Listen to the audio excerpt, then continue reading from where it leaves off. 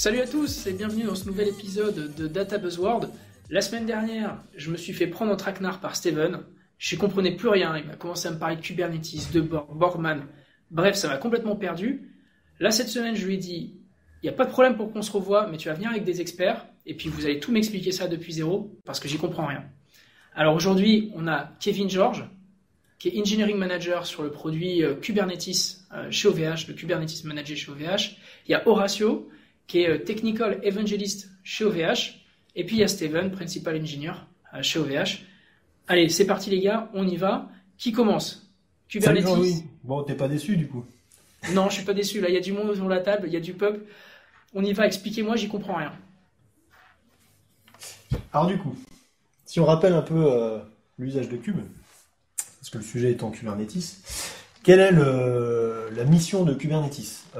On a beaucoup de développeurs qui, dans les dernières années, ont construit la livraison de leurs applications sur une base de conteneurs, principalement Docker. Mais une fois que tu te retrouves avec tous ces conteneurs, tu as besoin de les orchestrer, tu as besoin de mettre ça, de faire fonctionner ça ensemble. Et c'est là où, d'un point de vue opérationnel, Docker t'amène des problématiques qui ont été traitées en partie par des premiers projets comme Mesos, comme Docker Swarm, etc. Concrètement, c'est quoi la problématique? Quand tu me dis problématique, qu'est-ce que tu veux dire par là? En fait, l'orchestration de tes services, tu connais les microservices? Ouais, ça va. Bon, une fois que tu as du microservice, c'est-à-dire que tu éclates tes applications, monolithiques ou pas, en différents services qui communiquent entre eux. Et en fait, tu as besoin du coup d'une représentation de ces flux-là pour dire tel service parle avec tel autre service, etc., etc. Et c'est là que rentre en compte une plateforme d'orchestration. Alors, là, je te parle uniquement de flux réseau, mais ça va plus loin que ça. C'est-à-dire que tu peux aussi décrire le montage de tes volumes, comment est-ce que tu accèdes à tes données, comment est-ce que tu persistes tes données. Typiquement, si tu as une base de données qui repose sur des volumes permanents, qu'ils soient block storage sur CF ou autre, Cinder dans OpenStack par exemple, eh bien, tu vas avoir besoin de décrire tout ça. Or, ça, c'est pas ton conteneur qui va décrire ça. C'est ton infrastructure sous-jacente. Donc, un projet comme Kubernetes vient orchestrer l'infrastructure pour que les applications livrées sur des conteneurs puissent fonctionner entre elles. Ok, donc là c'est clair. Kubernetes, globalement, il est arrivé pour résoudre une des problématiques, mais c'était pas le seul. J'imagine qu'il y a eu d'autres choses avant. Qu'est-ce qui fait qu'aujourd'hui, Kubernetes est en train de sortir? Alors, il y a différentes choses là-dessus. Les solutions qui existaient, c'était... il y avait quoi? Il y avait Mesos, il y avait Swarm. De point de vue développeur, beaucoup utilisaient Rancher. Il y a plein de solutions à de différents niveaux, certains plus orientés développeurs, petite infrastructure, d'autres plus orientés grande infrastructure, plus orientés sysadmin. Il y avait des différentes solutions utilisées par des différents publics. Et c'est au moment où Kubernetes est arrivé qu'elle a réussi peut-être le tour de force de s'adresser aux différents utilisateurs et commencer une entrée en matière qui n'était pas compliquée.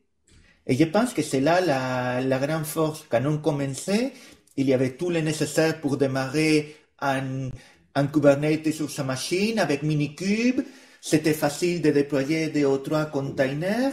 Ça a tout de suite adressé déjà de ce côté-là un public plus dev qui n'avait pas envie d'une solution compliquée. Mais en même temps, du point de vue des sysadmins, il a réussi aussi à trouver son public et il a créé de l'attraction. Et au moment où il a créé de l'attraction, il a commencé à avoir de plus en plus de boîtes qui cherchaient un standard de facto. Que la situation était compliquée de non, nous on utilise un truc, nous on utilise plutôt Mesos, non, on va sur Docker Swarm. Et quand les boîtes se sont alignées sur Kubernetes, il y a eu un effet boule de neige assez considérable. Dans la dernière année, c'est vu même accélérer, où tout le monde commençait à voir Kubernetes comme le standard de facto pour l'orchestration des containers. Ça, c'est vraiment un point, je pense qu'il faut lever, c'est que quand il y a eu Mesos, même si globalement le job était fait dans Mesos, c'est qu'il n'y a pas eu un suivi de toute l'économie et de tous les éditeurs pour s'intégrer sur Mesos. quelques technologies l'ont fait, mais l'arrivée de Kubernetes a révolutionné ça. Aujourd'hui, toutes les bases de données, les éditeurs, etc., sont en train de faire leurs opérateurs cubes. Tu as des Helm-charts pour toutes les bases de données qui existent. Ça devient vraiment le standard. Alors, il y en a qui parlent de l'OS, le nouvel OS, entre guillemets. C'est ça que j'ai lisé plusieurs articles récemment. Et quelque part, c'est de facto, aujourd'hui, si tu as des projets open source, on va te demander maintenant comment est-ce que tu déploies tous les outils pour les déployer sur Kubernetes. Comme il y a 2 ans, on te demandait d'avoir un Dockerfile pour pouvoir les mettre sur un container. Il a pris le marché peut-être de la même façon que Docker a pris le marché il y a quelques années à un niveau plus bas. Tout le monde fournit l'outillage qui va avec. Alors du coup, ce point-là est intéressant parce que tu parles du coup de projets qui démarrent par Minikube. Oui. Quel est le coût aujourd'hui pour un développement qui est fait par un développeur ou par une entreprise intégré dans Minikube pour passer sur du cube ensuite? En fait, l'avantage de Minikube, c'est que c'est extrêmement facile, on peut déployer sur son ordinateur, on commence très très vite, mais c'est aussi son inconvénient. Et on voit énormément de monde qui teste Minikube, qui déploie à minima tout ce qu'il faut pour leur infrastructure et qu'ils pensent qu'ensuite ça va être pareil et que quand ils doivent déployer un vrai Kubernetes distribué sur plusieurs VM qui ne sont pas sur la même machine physique, ça devient beaucoup plus problématique. Il y a toute la partie installation et configuration d'un Kubernetes distribué que c'est beaucoup plus compliqué que ce que les premiers tests peuvent laisser entendre. Et c'est là qu'il y a beaucoup de monde qui teste Kubernetes aujourd'hui. Il y a moins de monde qui réussit à mettre en production une plateforme parce que le gap, voilà, n'est pas à l'entrée. Et juste là, quand tu veux passer d'un Minikube ou d'un Kubernetes sur ta machine à une infrastructure, mais pour ça, je pense que Kevin est beaucoup mieux placé que moi pour parler de cet aspect-là. Ouais, du coup, Kevin, le coût de management d'une plateforme Kubernetes, est-ce que c'est complexe à mettre en place? C'est complexe à opérer? Si je suis une boîte, je suis une PME, je me dis, tiens, il faut aller vers Kube. Est-ce que je suis en mesure de mettre ça moi-même? C'est là où en fait on retrouve un peu un côté, une dualité en fait dans Kubernetes. C'est qu'on va avoir 2 aspects quand on essaie de faire Kubernetes à l'échelle, c'est en dehors de son Minikube. C'est qu'on a été habitué sur son Minikube à déployer ses services de manière très simple, via des petits YAML, via des petites Helm, des Helm-charts, qui a un côté très user-friendly et très plug and play au final. Et le passage à l'échelle, en fait, oblige vraiment à rentrer dans Kubernetes, et notamment Kubernetes, qu'est-ce que c'est? C'est que c'est un système distribué. Donc on va retrouver beaucoup de composants qui essayent de parler entre eux, qui communiquent, et donc amènent pour le coup une très grande complexité dans la manière d'opérer la chose. Pour faire un rapide panorama des composants Kubernetes, on va retrouver etcd, qui lui-même est un système distribué, qui en fait est la base de données de Kubernetes, là où il va venir stocker tout l'état des pods, où est-ce qu'il tourne, qu'est-ce qu'il doit tourner, les secrets, vraiment tout son management à lui. C'est déjà pas une brique qui est forcément très facile à déployer. Ensuite, on va retrouver ce qu'on appelle la partie master, parce que nous, on opère chez OVH, où on va retrouver la partie API serveur, la partie contrôleur, scheduler et cloud controller manager, qui sont là aussi 4 composants qui communiquent entre eux pour venir en fait parler et prendre des décisions sur quelle node déployer, comment est-ce qu'ils doivent communiquer entre eux, quels sont leurs IP, quelles sont leurs bases de données. Donc, c'est des composants qui ont vraiment la logique de scheduling de Kubernetes. Et on va retrouver la partie node, qui anciennement s'appelait les mignons, où on va retrouver dessus en fait nos conteneurs, c'est-à-dire ce qu'on a voulu faire tourner directement. Donc là où avant on avait tout sur la même machine, sur notre petit laptop, on se retrouve tout de suite avec une douzaine de machines à opérer et à faire communiquer entre elles. Du coup, les infrastructures Kubernetes sont principalement faites pour faire tourner des workloads de production. Un autre élément qui va être assez complexe à mettre en place dans une infrastructure en propre, c'est un load balancer digne de ce nom, avec de la redondance réseau, etc. Oui, en fait ça attaque à une autre partie qui est comment j'expose mes services sur Kubernetes. Sur Kubernetes, on va avoir des pods, donc on va scheduler, mais par défaut, ces pods-là, ils sont dans leur réseau privé. C'est-à-dire que Kubernetes crée un réseau virtuel au-dessus de votre réseau. Ça fait qu'on peut pas y accéder directement. Donc là-dessus, pour y accéder, on va avoir 3 solutions. On va avoir le node port. Donc le node port, c'est un port qu'on va venir ouvrir sur la machine physique, là où tournent vos conteneurs. pour venir exposer votre serveur HTTP. Ensuite, on va avoir l'Ingress Controller. Donc, l'Ingress Controller, c'est un load balancer qui est intégré à Kubernetes, qui va venir pouvoir récupérer des requêtes HTTP ou HTTPS, et en fonction du domaine sur lequel on appelle, ou du pass, par exemple, venir router votre requête sur tel pod ou tel pod ou tel pod. Donc, c'est un peu les sites virtuels qu'on avait sur Apache. Mais le problème de ces approches-là, c'est qu'on reste dépendant d'une seule machine. C'est-à-dire qu'on peut pas exposer ce service-là sur toutes les machines en même temps. Et on peut pas en plus envoyer une IP à une seule machine. Donc, il faut qu'on arrive en fait à équilibrer la charge entre ces machines-là. Et là-dessus, en fait, on vient s'appuyer sur le Cloud Controller Manager qu'on a cité avant, qui en fait est un composant qui vient interagir avec votre provider pour venir piloter des infrastructures de load balancing qui, elles, doivent être gérées par votre provider, parce que c'est des composants qui doivent être redondés dans le réseau, en fait. Donc, on peut pas faire, nous, directement sur Kubernetes. Et donc, ces composants-là, via le Controller Manager, on va pouvoir venir les spawner et déclarer nos services dessus pour rendre notre Kubernetes résilient en termes de charge et scalable aussi. J'enchaîne du coup sur cette brique-là, mais c'est aussi ce qui permet d'entrevoir après de l'autoscaling, de piloter l'infrastructure de manière automatique via Kubernetes, éventuellement. Oui, l'autoscaling, lui, viendra en complément de ça. C'est-à-dire qu'on va être obligé d'avoir un load balancer, mais c'est encore l'étape après, où là, on va venir pouvoir monitorer via le metric server, en fait, la charge de nos pods pour que Kubernetes puisse prendre des décisions. Donc, Kubernetes va pouvoir déjà prendre la décision lui-même au sein de son nombre de nodes définis, d'ajouter des instances de nos pods. Donc, ça va permettre de détailler la charge sur notre cluster, mais il a une limite finie. C'est-à-dire qu'à un moment donné, où quand tous ces nodes qu'il avait à disposition sont remplis, faut qu'il vienne, encore une fois, parler à son Cloud Controller Manager pour demander de nouveaux nodes, par exemple. Ou venir en enlever s'il se rend compte qu'il en a trop. C'est top. Alors JL, qu'est-ce que tu penses de mes petits copains ? Là, ils sont super, mais du coup, j'ai plein de questions. Moi, je viens plutôt du monde Big Data à l'origine. Et quand tu me parles de TCD, est-ce que c'est un peu comme un Zookeeper sur un Hadoop ? Ça reviendrait à peu près à la même fonction ? Oui, c'est à peu près la même chose. Est-ce que c'est plus fiable qu'un Zookeeper ? Non, c'est pas basé sur le même protocole, en fait. C'est-à-dire que le TCD est basé sur Paxos, il me semble. Ah non, c'est pas sur Paxos, sur Raft, pardon. Et Zookeeper sur Paxos. Non. Non plus. Sur Zab. Sur Zab, pardon. En fait, les deux sont des implémentations inspirées de Paxos. Globalement, ça reste assez proche. Bon, les deux sont relativement stables. Le TCD a été réécrit 2-3 fois quand même, donc on est à la V3 là maintenant. On est à la version 3 de TCD, ouais.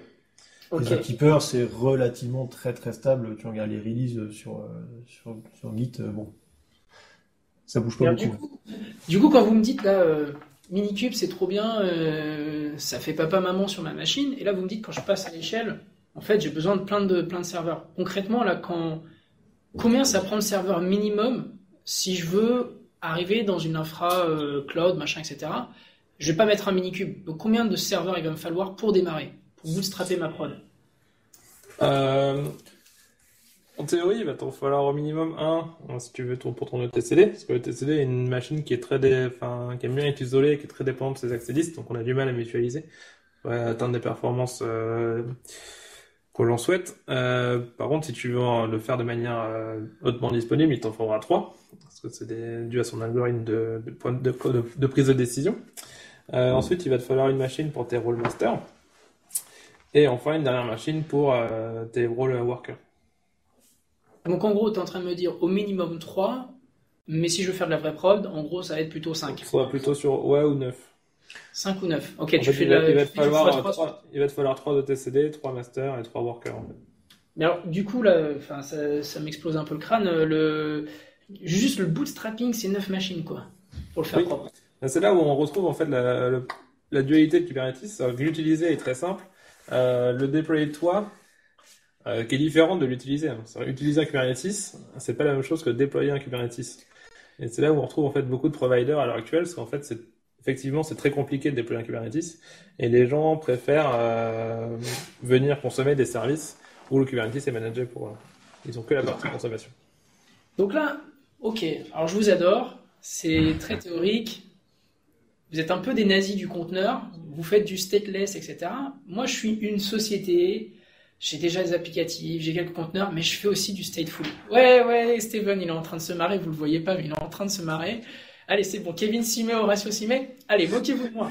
J'ai du conteneur, Mais j'y ai associé un volume. Vous êtes en train de me parler de scale up, scale down, tu vas regarder si mon pod il est tombé, ma machine, etc. Est-ce que tu peux m'expliquer aujourd'hui comment est-ce que je peux avoir à m'assurer que je vais attacher le bon volume au niveau de l'orchestration, que je vais pas m'attacher juste à au pod physique et exploser mes inodes ou exploser mon disk space. Aujourd'hui, il y a des mécanismes, j'ai entendu parler de Rook.io, des choses comme ça. Est-ce que tu peux m'expliquer un peu comment ça marche quand on fait pas du vrai conteneur en mode nazi? Oui, je vais t'expliquer ce que nous on propose en tout cas sur OVH. C'est-à-dire que en fait, un pod, ce que tu viens de dire, est stateless. C'est-à-dire qu'on peut aller écrire dedans si on veut, mais s'il se fait reschedule ou s'il meurt, ou enfin, celui-là avec quoi que ce soit, ce qu'on aura écrit dedans sera perdu, parce que Kubernetes considère que les pods sont des composants stateless. Donc pour pallier à ça, il y a deux choses qui sont possibles de faire. Il y a le node storage. Donc là, on va venir en fait monter un volume qui est local à notre VM en dessous, donc à notre node physique. Donc ce qui nous permet, en fait, si notre pod dessus redémarre, de garder cet attachement-là, mais ce qui va en fait va empêcher notre node de se déployer sur une autre machine. C'est-à-dire que si la VM sur laquelle il était démarré avec son volume qu'il avait monté en local casse, en fait, on peut plus le reschedule parce qu'il n'a plus accès à ces données. Donc ça, c'est la première approche. Et la deuxième approche que nous on propose, ce sont monter des volumes Cinder. Donc Cinder, c'est un bloc, c'est un file system distribué. Et via Kubernetes, on va pouvoir demander l'attachement d'un volume Cinder, et du coup, lui, il va faire suivre ce volume-là sur nos pods, à travers le réseau. Donc ça nous permet de garder en fait un file system, et donc un pod stateful, bien qu'il soit reschedule à travers différentes machines. Et alors, Cinder, là, c'est basé sur du Ceph? Cinder, c'est basé sur du Ceph, ouais. Ok, et donc Ceph, pour ceux qui connaissent pas, j'ai lu la doc dessus et j'utilise, mais j'ai pas fait ça, mais ça ressemble vachement à du HDFS. C'est un file system distribué. On peut dire que la plupart des file systems distribués ont des forts ressemblances. Il essaie d'être gentil avec moi, Horatio, mais vas-y, ne me ménage pas. Explique-moi la différence entre Ceph et HDFS.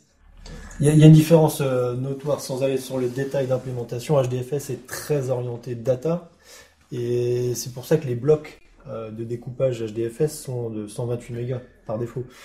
Ça veut dire que si tu envoies, mettons, des images ou des petits documents, en fait, tu vas gaspiller ton nombre de blocs et tu vas surcharger tes name nodes qui sont on va dire les machines masters de HDFS. Et du coup, tu vas surconsommer en fait ta capacité cluster avec HDFS. C'est vraiment orienté big data, où en gros tu as des fichiers de quelques gigas, quelques pétas que tu vas redécouper en blocs de 128 mégas. Les blocs, c'est un peu la même notion que les blocs sur un disque dans un file system sur ta machine. Sauf que les blocs sur ta machine, ils sont plutôt de 4 kilooctets. Et du coup, quand tu mets une image ou un petit fichier, un document JSON ou quoi que ce soit, en fait, il va être découpé en plein de petits blocs sur ton disque dur. Sur Ceph, c'est un peu cette logique-là, sauf que du coup, on est sur un modèle intermédiaire entre le file system local de ta machine et HDFS. Ok, très clair. Donc là, vous avez parlé du LB, vous avez parlé du stockage, vous avez parlé des problématiques. Donc en fait, ce que je comprends, sans faire de la vente ou sans vouloir promouvoir quoi que ce soit, en fait, en gros, le faire soi-même, c'est l'enfer. On est à peu près d'accord ? Un peu comme un Hadoop où tu ferais ta propre distribution vanilla, quoi. Je pense que c'est pire, parce que en fait, Hadoop, si tu le fais toi-même, c'est compliqué, il y a des concepts à absorber, mais globalement, ça fonctionne. Là où Kubernetes, si tu veux faire ce qu'on appelle du enterprise grade, quelque chose de très sérieux avec des workloads de production, en fait, tu vas découvrir que le mécanisme de bootstrap de Kube ne fonctionne pas dans ce mode-là. Donc typiquement, un cube de prod, ça veut dire 5 CA à peu près pour gérer le provisioning. Et en fait, Kube par défaut ne va pas aller trouver ces bonnes confs. Donc en fait, le mécanisme natif de Kubernetes n'est pas fonctionnel pour un auto-bootstrap de Kube. Alors tu pourrais dire, ok, j'ai mis un cube avec une seule CA et tout fonctionne et c'est magique. Sauf que c'est pas ce qu'on considère être un déploiement professionnel enterprise grade. Ok. Je sais pas si tu as quelque chose à ajouter là-dessus. Un peu plus, pour avoir monté aussi des stacks HBase, c'est que HBase reste quand même beaucoup plus simple dans son fonctionnement et plus explicite. Là, au Kubernetes, encore une fois, dans une volonté un peu de simplifier son utilisation au jour le jour, a introduit pas mal de concepts un peu magiques où tu t'en rends pas forcément compte quand tu l'utilises, qu'en fait juste ça marche et c'est cool. Mais le jour où tu veux faire de la vraie production et venir séparer des clients, ne pas mettre la même CA partout, ce genre de choses, c'est tout un pan en fait qui va casser parce qu'il n'a pas été conçu pour ça et qui du coup va te compliquer ta vie parce que t'étais pas prêt en fait à gérer ça. Ça c'est quelque chose que tu découvres au fur et à mesure. Ok, et du coup, donc je comprends déjà que c'est pas compliqué, c'est pas simple au niveau de la stack. Alors tu sais, je suis plus big data AI que plateforme, truc comme ça. Aujourd'hui, tu vois, je rencontre plein de startups, même sur des projets perso où je me pose des questions sur la manière dont je devrais déployer des algos, du TensorFlow, des choses comme ça. Où j'ai besoin de GPU, par exemple, derrière, me pose la question, toutes ces startups qui viennent me voir et qui me disent il me faut du Kubernetes avec du support GPU. C'est quoi le niveau de maturité aujourd'hui? Est-ce que ça se pète de version en version? Est-ce que ça fonctionne bien? Est-ce que c'est quelque chose de viable? Est-ce que c'est quelque chose qui a encore un petit peu de maturité à avoir? C'est quoi ton sentiment? Ouais. Et aussi, comment étaient les autres orchestrations? On parlait de Mesos et tout ça. Comment réagissaient les autres et comment réagit aujourd'hui Kubernetes? Aujourd'hui, le support de GPU dans Kubernetes, c'est quelque chose qui est en bêta, qui est disponible depuis la 1.6 pour NVIDIA et 1.8 ou 9, il me semble, pour ATI. Et c'est quelque chose qui est très mouvant encore. C'est-à-dire qu'entre chaque version de Kubernetes, il va y avoir beaucoup de casses en manière de fonctionnel. Et donc ça va demander beaucoup de travail d'intégration de ton côté pour faire suivre ces évolutions-là. Après, c'est un support qui est à la fois poussé par Kubernetes et qui est aussi beaucoup poussé par NVIDIA notamment. C'est-à-dire que NVIDIA, par exemple, a un runtime Docker à eux, NVIDIA, qui simplifie en fait toute cette intégration de GPU. Et qu'aujourd'hui, Kubernetes va pouvoir détecter en fait en automatique si le runtime sur lequel il tourne est un runtime GPU friendly, entre guillemets. Et donc pouvoir décider de les pods qui ont de la GPU de venir distribuer sur ces machines-là plutôt que sur d'autres. C'est ce qui est en fait comme ça qu'ils trouvent en fait s'il y a de la GPU ou pas. Pareil, à l'heure actuelle, en fait, sur Kubernetes, on peut tout ce qui est limite en termes de CPU pour éviter que des applications viennent manger toute une machine, par exemple. Sur la CPU, c'est à la milli-CPU. Sur la RAM, c'est au byte près. Sur la GPU, on n'a pas encore ce niveau de détail-là. C'est-à-dire qu'on va être à la GPU, on va pouvoir découper en termes de GPU. On va pouvoir donner 1, 2, 3, 4 GPU à un conteneur. On va pouvoir mutualiser, pardon. On va pas pouvoir donner 1 millième de GPU à un conteneur. Donc, ça limite aussi la partie densité en fait de l'infrastructure. Ok, c'est hyper clair.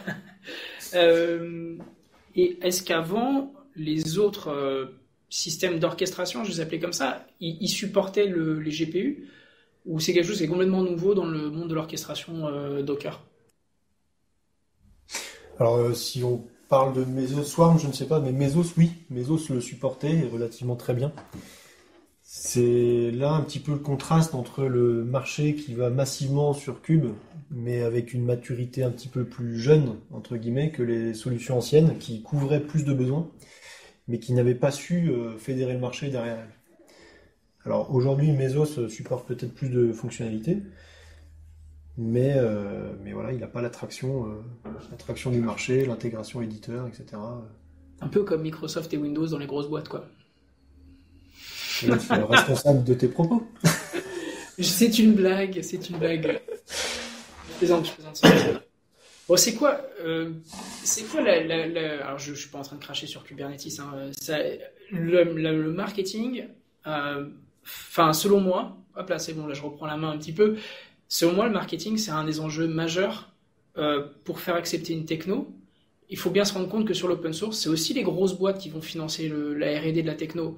Et tu peux avoir la meilleure techno du monde, s'il n'y a pas des grosses boîtes à backer ça et à exprimer leurs besoins à des échelles que nous, on n'a pas forcément en tant qu'utilisateur lambda, ça va pas forcément suivre. Donc ce coup de force de, effectivement, aussi passer l'aspect marketing va probablement aussi amener une maturité de marché, une maturité de R&D et une fiabilité du projet sur le long terme qui va peut-être être beaucoup plus bénéfique à long terme.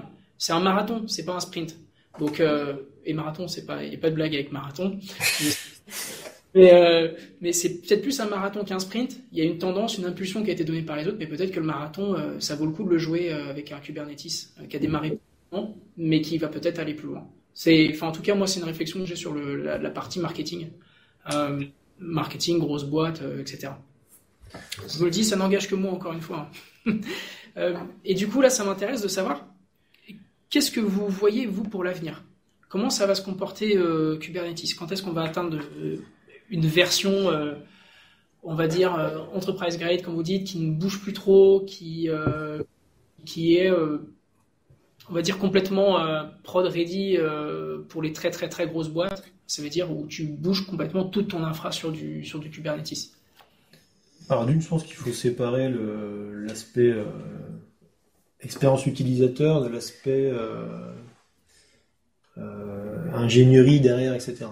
C'est-à-dire que ce qui est exposé à l'utilisateur est quand même relativement stable aujourd'hui. On a une description par YAML, ce qu'on appelle des charts, si c'est une intégration Helm, si soit c'est du cube natif. Mais voilà, on a des package managers qui se sont construits, on a des opérateurs qui se construisent. Moi, vraiment, ce que j'attends de voir arriver dans les prochains mois, prochaines années, c'est une maturité sur les opérateurs. Parce qu'aujourd'hui, c'est relativement émergent, il y en a quelques-uns qui arrivent, mais il y a encore des vraies problématiques là-dessus. Ces opérateurs-là vont pouvoir prendre en charge les workloads spécifiques, typiquement du stream processing, de la base de données, tout ce qui a une logique un petit peu. Tu parlais de stateful, stateless. Quand on est dans du stateful avec des composants un peu distribués, il y a une logique derrière tout ça. Ben, cette logique-là, quand tu la mets dans ce paradigme d'orchestration, ben, tu as besoin quand même qu'il y ait un poisson pilote, qu'il y ait un pilote à la barre. Et en fait, ça, c'est ce qu'on appelle l'opérateur. Ces opérateurs-là, ils vont avoir besoin de mûrir, de grandir un petit peu et mûrir tout court, hein. Et puis de montrer une certaine maturité sur le long terme pour faire tourner les workloads d'entreprise. Et du coup, c'est parfait, ça me fait une belle transition. J'ai vu récemment, il y a 2 semaines, que VMware avait acheté Eptio. Donc je crois que c'est une boîte qui a été faite par les 2 fondateurs de, je ne sais pas une bêtise, de Cube. Pas des fondateurs, ouais. Ils sont plusieurs. Mais... En tout cas, c'est des anciens de Cube qui ont fait Eptio. Ça a été racheté pour 25 millions, un truc comme ça. Je me souviens plus exactement, mais on mettra les liens dans le sujet. Est-ce que c'est pas des bonnes nouvelles, ce qu'on a vu là, tu sais, on parlait de Red Hat la semaine dernière. Là, il y a VMware qui avait déjà PKS, qui ensuite on parle d'Eptio, etc. Est-ce que aujourd'hui, c'est peut-être pas justement ces gros acteurs-là qui vont réussir à fédérer la techno et à amener cette maturité sur les opérateurs? Alors, je pense qu'il y a 2 sujets. Effectivement, Eptio, sa mission, c'était d'accompagner les entreprises dans l'opérabilité entre guillemets de Cube. Si cette mission-là existe, c'est justement parce que c'est relatif à ce qu'on exposait, c'est que c'est complexe d'opérer un Kubernetes. L'autre point, c'est plus le côté business, c'est le positionnement de VMware, en fait, qui en ajoutant un petit peu ça à son portfolio Cube, veut continuer stratégiquement sa transition vers le cloud. Aujourd'hui, VMware est très présent sur le on-premise, beaucoup moins sur les offres cloud. Et là où sont présents des cloud providers, comme OVH par exemple, mais, il peut y en avoir d'autres. J'en vois pas, moi, mais... mais donc non, il y a un positionnement on-prem natif, et je pense que VMware, ce qu'ils vont essayer de faire, c'est peut-être d'amener Cube sur le on-prem pour fédérer les clusters, c'est une des fonctionnalités de Kubernetes, et avoir une visibilité transverse, que ce soit on-prem, cloud ou... Du coup, c'est pousser encore plus loin l'hybride. Horatio, ça m'intéresse de savoir ce que tu en penses. VMware, qui était dans mon prem, qui se connectait à mon VMware dans le cloud. Déjà, ça se parlait pas trop mal, on avait à peu près les mêmes protocoles et tout ça. Et là, on rajoute une couche applicative, on a un pass hybride. C'est ça qu'on est en train de dire. C'est ça, et pour moi, c'est un des enjeux des années à venir. En gros, aujourd'hui, quand on va sur les clouds, on a un peu trop souvent tendance à s'enfermer dans les cloud providers qu'on a choisis. C'est très bien, mais c'est jamais une bonne idée sur le long terme s'enfermer sur un cloud provider, même sur les meilleurs d'entre eux. Et Kubernetes, une des évolutions que je vois arriver, c'est qu'il y aura la promesse de pouvoir faire de la fédération des clouds et de multi-cloud va devenir de plus en plus simple. Et à ce moment-là, il y a aussi l'idée que des cloud providers vont devenir un peu plus des commodities. Ça va permettre aux gens d'avoir leur cloud privé dans leur premise et avoir aussi un ou deux cloud providers, mais que du point de vue de leurs utilisateurs, ça soit transparent. Ça permettra que les jours où il y a un cloud provider qu'il y a un problème, l'entreprise ne se retrouve pas avec leur SI dans les noirs. Ça va ajouter aussi le fait que les gens vont pouvoir choisir plus facilement les providers qui conviennent le plus à leurs besoins et piocher même des services d'un provider et l'autre en sachant qu'il y aura une couche commune. Cette couche-là, peut-être, je pense, basée sur Kubernetes et la fédération des clusters. Et donc, pour moi, c'est là qu'on va pouvoir faciliter une transition au cloud plus saine que ce qu'on a vu quand tu te retrouves enfermé dans un cloud provider sur lequel il est facile d'entrer, mais difficile d'en sortir. Ça, plus ce qu'on appelle les cloud managers qui vont se positionner au-dessus des cloud providers, qui vont permettre d'optimiser les workloads. Typiquement, il y a des outils qui permettent de dire, visiblement, ton infrastructure avec la charge CPU que tu n'utilises pas, elle te coûte un petit peu trop cher. Donc tu pourrais soit la réduire horizontalement, soit verticalement. Et regarde, là, puisque là, il y a plusieurs cloud providers derrière, là, tu peux en envoyer une bonne partie de l'autre côté. Et ça te coûte moins cher pour un workload équivalent. Ça, plus la fédération, il y a des briques. Je pense qu'on aura un rapprochement entre la fédération des Kubernetes et les cloud managers au-dessus qui vont venir piloter ces trucs. Et non seulement ça, qui vont aider à pouvoir choisir selon les besoins sur une base de Kubernetes fédérés, mais les services à valeur ajoutée proposés par un cloud provider à l'autre. Moi, j'ai besoin de traiter tel type de données. Là, tel cloud provider me propose un service propriétaire qui est très bien. Là, un autre, il y a, pour ce type de tâches, il y a un autre. Et au milieu, il faut communiquer tout ça.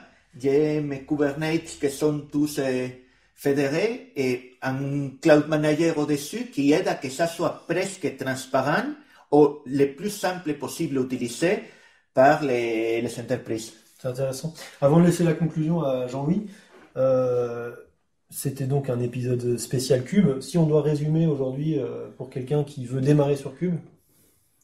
Alors, ça dépend de la personne. Si c'est un développeur, je considère que la meilleure chose, c'est déployer un minikube sur sa machine et déployer quelques softs, voir comment ça marche, parce que la plupart des développeurs vont traiter Cube de cet angle d'attaque. Pour eux, ça va être, que ce soit un minikube ou un grand cluster Kubernetes, ça va être presque pareil. Par contre, quelqu'un qui a un profil plus DevOps ou plus sysadmin, je le conseille déjà d'essayer d'utiliser simplement KubeAdmin pour déployer un vrai petit cube sur 3-4 machines virtuelles, se rendre compte de la différence d'écart qu'il y a vers Minikube, tester peut-être un peu plus à échelle et mesurer par eux-mêmes si ça vaut la peine de s'investir à maîtriser tout cet stack par eux-mêmes ou s'ils veulent plutôt s'appuyer sur un cloud provider qui propose un Kubernetes manager et pouvoir se positionner à faire des services à valeur ajoutée sur ces plateformes managées. Mon sentiment personnel, c'est que pour énormément d'utilisateurs, ça aurait plus de sens se baser sur ce modèle-là, sur un Kubernetes manager, qu'essayer de faire et même tout de A à Z. Mais la meilleure façon, c'est tester, déployer simplement un petit cluster cube, ça donne déjà une idée de qu'est-ce que ça peut être. Ensuite, le step suivant, que c'est une infrastructure prod-ready. Je vois une grosse similitude quand il y a eu, il y a 5 ans, un écosystème à se créer autour d'OpenStack. Il y a beaucoup d'entreprises qui se disaient, tiens, du coup, on va faire notre OpenStack. Bon, elles se sont vite rendues compte que faire du OpenStack et l'opérer et suivre les mises à jour des différentes versions, faire l'intégration, etc. avec les besoins, c'est très, très complexe et c'est pour ça que les activités infrastructures se concentrent aujourd'hui chez des clouds de service. Mais le parallélisme est très bien parce que les boîtes ont fait ça, ils ont commencé, au bout d'un moment, ils se sont rendus compte que les rapports efforts qu'il fallait et tant qu'il fallait pour se former et opérer tout ça n'était pas rentable par rapport à ce qui était leur cœur de métier. C'est ça. Ok, bon, super pour la conclusion. Je vais Je vais quand même, de mon côté, essayer de concrétiser tout ça un petit peu peut-être dans un article prochainement. Pour clarifier tout ça, je vous demanderai de l'aide. Comme ça, ils sont pris, bam, ils se disent qu'est-ce qui s'est passé. Où est-ce qu'on peut vous retrouver? Alors, Horatio, où est-ce qu'on peut te retrouver pour te suivre? On peut me retrouver sur Twitter, c'est peut-être l'endroit le plus simple pour me retrouver. Lost in Brittany, perdu en Bretagne, on se demande bien pourquoi vu mon accent. Et Kevin, où est-ce qu'on peut te retrouver? Moi, ce sera sur Twitter aussi, le plus simple. C'est 0xDili avec D33 en fait. Je sais pas si c'était plus simple, mais bon. J'imagine qu'on te retrouve facilement. On mettra de toute façon les liens dans le show. Et toi, Steven? Moi, comme d'habitude, @StevenLeroux et prochainement sur Data Buzzworld. Superbe. Merci à tous. Passe une excellente semaine. Merci Jean-Louis. Merci. Salut.